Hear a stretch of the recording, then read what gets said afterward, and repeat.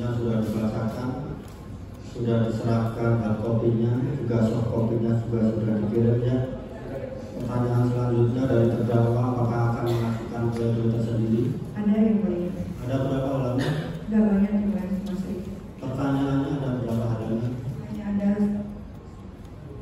20 halaman. 20 halaman. Silakan dibacakan.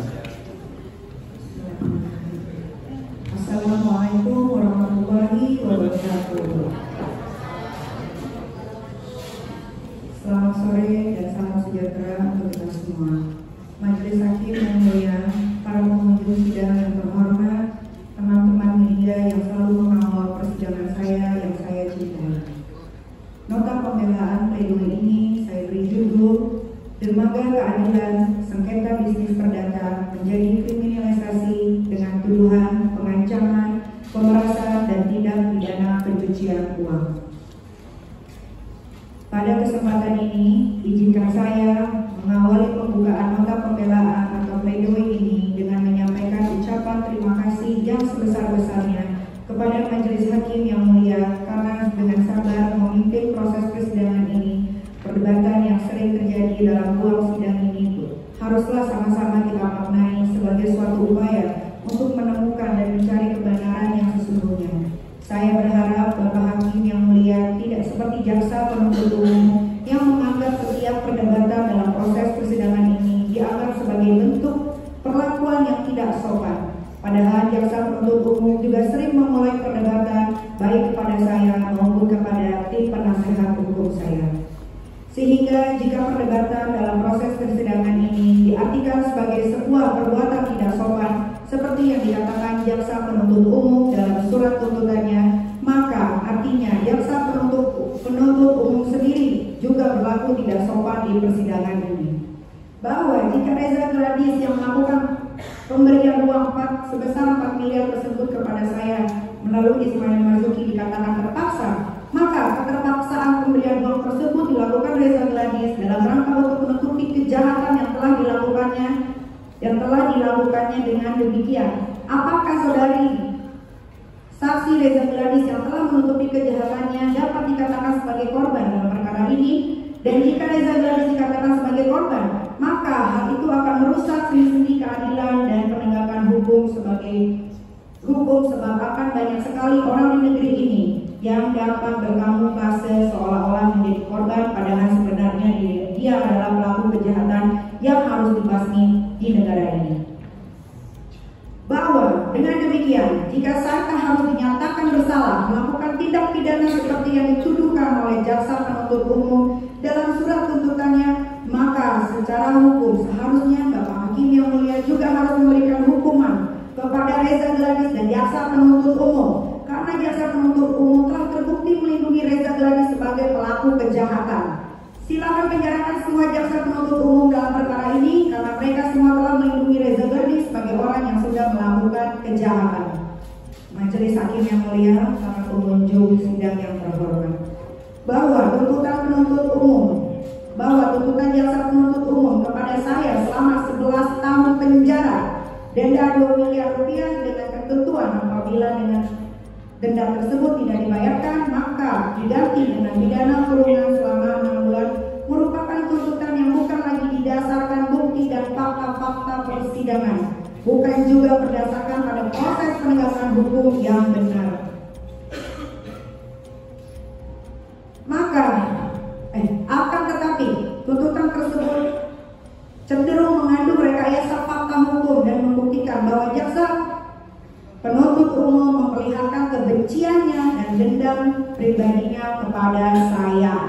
Sehingga dengan fakta ini maka membuktikan secara jelas bahwa hubungan antara Reza Gladys dengan Ismail Marzuki merupakan hubungan para pihak dalam kontraktual bisnis yang bersifat komersial dan setara atau equal. Terlebih lagi, Reza Gladys dan Aldo Bangufir dalam persidangan ini dengan tegas dan jelas mengatakan pemberian uang itu karena sudah disepakati atau ada kesepakatan sebelumnya dengan Ismail Marzuki. Bahwa dengan fakta tersebut maka kesimpulan jaksa penuntut umum dalam surat tuntutannya yang mengatakan Reza Gladys terpaksa memberikan uang sebesar 4 miliar kepada Ismail Marzuki terbukti merupakan kesimpulan yang bohong. merekayasa fakta hukum. Padahal jelas dan tegas Reza Gladys dan Oktober Mufid dalam persidangan ini mengatakan pemberian uang itu karena sudah disepakati atau ada kesepakatan sebelumnya dengan Ismail Marzuki. Fakta ini sudah terungkap di persidangan dan juga beredar luas dalam video yang ada di media sosial. Mana mungkin Reza Gladys merasa terpaksa atau terancam memberikan uang kepada Ismail Marzuki, tapi mengatakan nanti ingetin aku lagi ya kalau udah 1 tahun. Mana ada orang sehat apa pikirannya mau diingatkan kembali untuk diancam, dipaksa atau diperas uangnya. Hanya orang bodoh yang mau mengingatkan kembali, mau diancam, dipaksa, diperas untuk memberikan uang setelah 1 tahun kemudian. Berdasarkan hal itu, terbukti tuntutan jaksa penuntut umum merupakan tuntutan yang tidak benar, tidak berdasar hukum, sehingga haruslah ditolak oleh Bapak Hakim yang mulia. Majelis Hakim yang mulia, para pengunjung sidang yang terhormat, bahwa tuntutan jaksa penuntut umum yang menginginkan saya dipenjara selama 11 tahun dan denda 2 miliar adalah tuntutan yang mengandung kebencian, sakit hati, dan dendam pribadi. Hal ini jauh sebelumnya sudah saya prediksi, karena pada saat terjadi perdebatan di ruang sidang antara saya dengan jaksa, maaf saya nggak tahu namanya tapi badannya gendut, mengatakan kepada saya kalimat seperti ini, "Oh melawan ya, berani ya, tunggu aja nanti pembalasannya."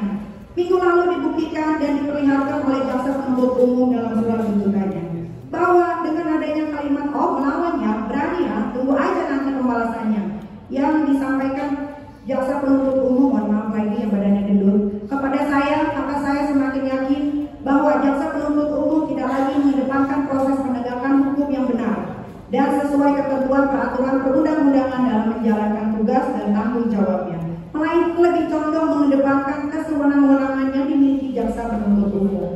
Bahwa perdebatan demi perdebatan yang terjadi di ruang sidang bukan lagi diartikan oleh jaksa penuntut umum sebagai upaya untuk mencari dan menemukan kebenaran yang sesungguhnya sebagaimana diamanatkan oleh undang-undang. Tapi perdebatan yang terjadi di ruang sidang diartikan oleh jaksa penuntut umum sebagai bentuk perbuatan yang tidak sopan. Saya katakan di sini, saya bukan seperti orang lain yang bisa diatur-atur oleh jaksa, dan saya juga bukan orang yang bisa mengikuti apa keinginan jaksa dari penuntut umum seperti yang selama ini dilakukan jaksa. Majelis Hakim yang mulia, para pengunjung sidang yang terhormat, bahwa dalam surat tuntutannya, jaksa penuntut umum menyebutkan bahwa saya meresahkan masyarakat dalam skala nasional. Tuduhan tersebut merupakan tuduhan tidak benar dan tidak berdasar, sebab perkara ini adalah perkara yang dimulai dari adanya hubungan hukum perdataan di mana Reza Gladys meminta bantuan kepada saya melalui Ismail Marzuki. Reza Gladys meminta bantuan kepada saya yang notabene saya adalah seorang public figure, artis yang terkenal. Tentu harus ada nilai ekonomis yang harus dibayar, sehingga terjadilah kerjasama dengan pembayaran sebesar 4 miliar yang disepakati oleh Reza Gladys dan Ismail Marzuki. Dalam perkara ini tidak melibatkan masyarakat berskala nasional. Jaksa jangan mengklaim perbuatan saya telah meresahkan masyarakat, karena tidak ada masyarakat yang resah dengan saya. Justru perbuatan saya yang memberikan edukasi kepada masyarakat adalah perbuatan baik. Saya mau bertanya sama jaksa, mungkin bisa ditanya ya. Masyarakat mana jaksa yang saya resahkan? Tolong terdakwa ya dibaca saja ya. Ya, karena kemarin bapak meresahkan masyarakat yang mulia di sini. Karena jaksa tidak bisa menjawab, saya bertanya kepada masyarakat yang ada di belakang perbuatan saya, perasaan kalian tidak? Saya ingatkan lagi kepada terdakwa ya, untuk membacakan pledoi-nya. Tidak usah minta komentar siapapun ya. Saya ingatkan sekali lagi terakhir ya. Soalnya kemarin jaksa membawa terakhir ya. Silakan dibaca.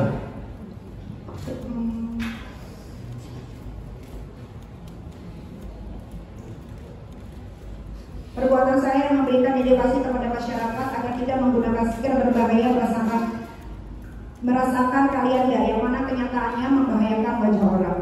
Bahwa selanjutnya dalam surat tuntutannya, jaksa penuntut umum juga menyimpulkan bahwa saya bersikap tidak sopan dan merusak nama baik martabat orang lain. Tuduhan tersebut merupakan tuduhan tidak benar dan tidak berdasar, sebab selama dalam proses persidangan, Bapak Hakim yang mulia tidak pernah memberikan statement bahwa saya pelaku tidak sopan dalam persidangan ini. Perdebatan yang terjadi dalam ruang sidang bukan untuk perbuatan saya yang tidak sopan, karena karena hal itu adalah hal yang wajar dalam setiap proses peradilan pidana, apalagi perdebatan itu terjadi di depan Bapak Hakim.